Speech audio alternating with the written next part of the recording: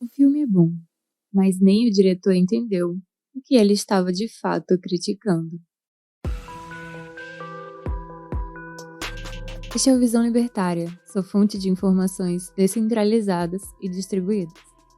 Atenção! Este artigo contém spoilers. O Expresso do Amanhã é um filme de ficção científica dirigido pelo cineasta sul-coreano Bong Joon-ho, lançado em 2013, baseado em uma história em quadrinhos de 1982. Esse filme, como a maior parte do trabalho do diretor, é uma intenção de crítica ao capitalismo. Quando lançado, o filme foi tratado como um retrato de luta de classes ou como uma alegoria ao sistema capitalista, na qual uma sociedade é dividida entre possuídos e despossuídos, os oprimidos e os opressores. E toda tentativa de mudança ameaça tirar a sociedade dos trilhos, literalmente nesse caso. Contudo, a sociedade de O Expresso do Amanhã está longe de qualquer coisa que possamos chamar de capitalismo. Mais longe ainda do que seria o capitalismo de livre mercado. Como sempre, a esquerda tentou criticar o capitalismo e acertou o socialismo. Vale ressaltar aqui que Bong Joon-ho é um diretor de primor técnico ímpar. A qualidade técnica do filme é realmente excepcional. E o problema do filme também nem chega a ser o conteúdo. Ele é válido, uma belíssima crítica à pretensão socialista de achar que pode planejar a sociedade. O problema é a interpretação equivocada que costumam fazer tanto sobre o filme quanto sobre o capitalismo. Tendo em vista os trabalhos mais recentes do diretor, ele tinha realmente a intenção de criticar o capitalismo. Mal sabe ele que ainda não entendeu o que é capitalismo. Dito isso, vamos ao filme. O filme se passa em um futuro próximo no ano de 2031, em um cenário pós-apocalíptico. Por volta de 13 anos antes dos acontecimentos do filme, em resposta ao aquecimento global provocado pelo homem, 79 países soltaram uma substância chamada CW7 na atmosfera. Ironicamente, essa substância teve efeitos tão fortes que acabou congelando o planeta inteiro, o que quase exterminou a humanidade. O breve trecho do filme em que essa passagem é contada já nos diz que, como sempre, os estados falharam em executar qualquer solução eficiente. Pelo contrário, apenas pioraram as coisas. Lembram de uma certa doença e uma certa resposta estatal? Ou talvez as inúmeras interferências feitas por bancos centrais para salvar a economia? Ou as regulações trabalhistas feitas para salvar os trabalhadores da exploração burguesa? Enfim, a lista é imensa e a metáfora é perfeita. As únicas pessoas que conseguiram sobreviver ao desastre foram aquelas que entraram a bordo do Snowpiercer, um trem em constante movimento que percorre um trilho de extensão global, passando por todos os continentes e fecha uma volta ao mundo a cada um ano. Da forma menos sutil possível de retratar classes sociais, as pessoas ricas vivem luxuosamente nos primeiros vagões do trem, e as pessoas pobres vivem miseravelmente como sardinhas enlatadas na traseira do trem, alimentadas com barras de proteína feitas à base de baratas. Não há muitos detalhes sobre o funcionamento político-econômico dentro do trem, mas podemos ver claramente no decorrer do filme que a vida das pessoas é controlada pelo maquinista do trem, tudo em nome de uma estabilidade e equilíbrio pretensamente eternos. É nesse contexto que encontramos o protagonista, Curtis. Ele é um homem do tipo revolucionário, que vive no último vagão do trem e recebe conselhos e instruções de seu mentor, Gillian. Ele está decidido a realizar uma revolução, chegar até o primeiro vagão e tomar o poder do governo do trem. Segundo Curtis, quando eles estiverem na locomotiva, no governo do trem, as coisas seriam diferentes e eles governariam de forma justa. Para entender melhor a organização da sociedade nesse trem, ouvimos um discurso como parte de uma punição. No início do filme, quando algumas crianças são tiradas de seus pais à força para trabalharem como escravas, um pai reage jogando um sapato na mulher que escolheu as crianças. Ele é imediatamente punido. Seu braço é colocado para fora do trem para congelar e ser posteriormente arrancado a marteladas. Enquanto o braço do homem congela, ouvimos um discurso sobre a mentalidade da sociedade dentro do trem. Nós devemos todos ocupar nossas posições previamente determinadas. Você usaria um sapato na cabeça? Claro que não.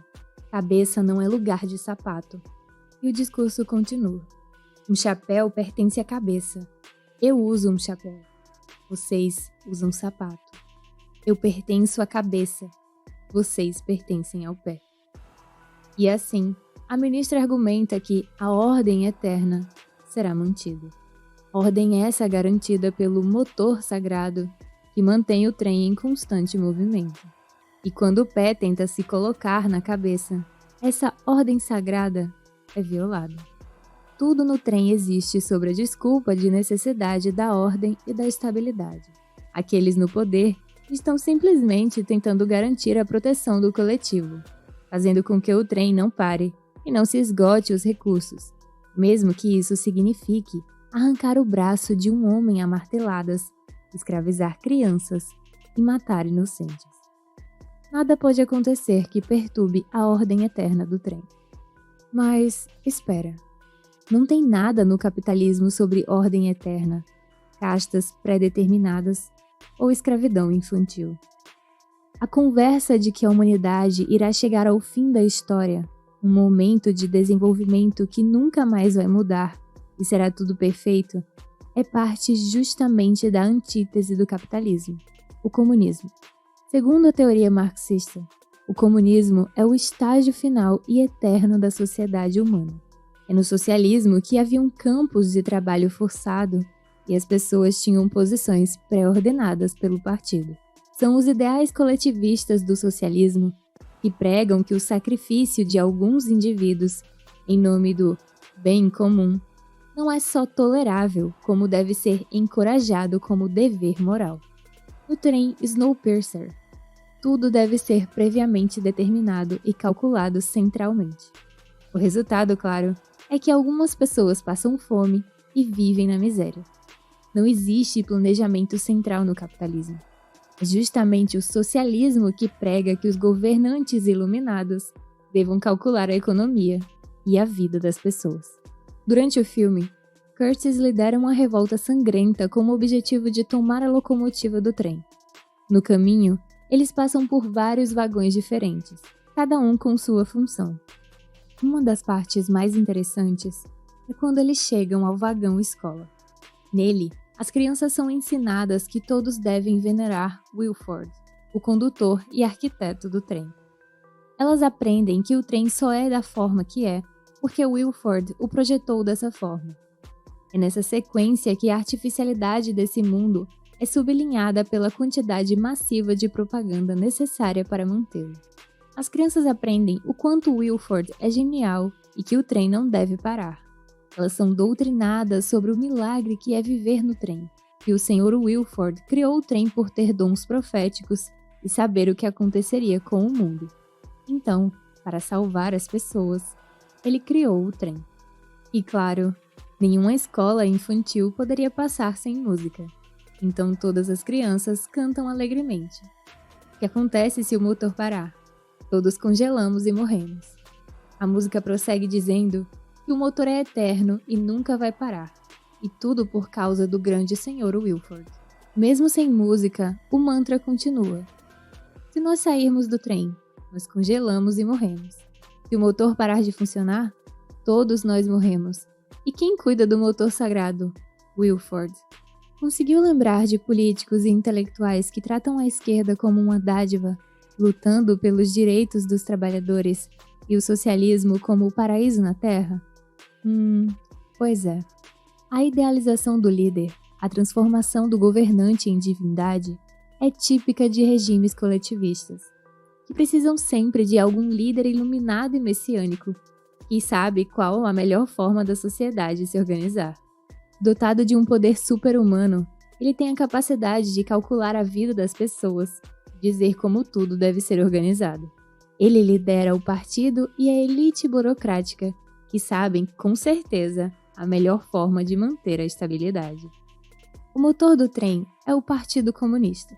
Tudo flui do motor sagrado, todas as coisas em seu lugar, todos os passageiros em suas seções.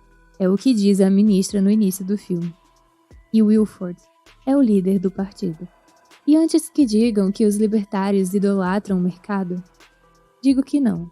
Nós apenas reconhecemos que o livre mercado é a melhor forma de alocar recursos escassos em uma sociedade. Finalmente, no final do filme, depois que quase todas as forças de sua revolução estavam mortas, Curtis encontra Wilford na locomotiva. Wilford explica que toda a revolução de Curtis, assim como todas as outras que o precederam, eram parte de um plano de controle populacional, inclusive com a ajuda e participação de Gillian, o mentor de Curtis.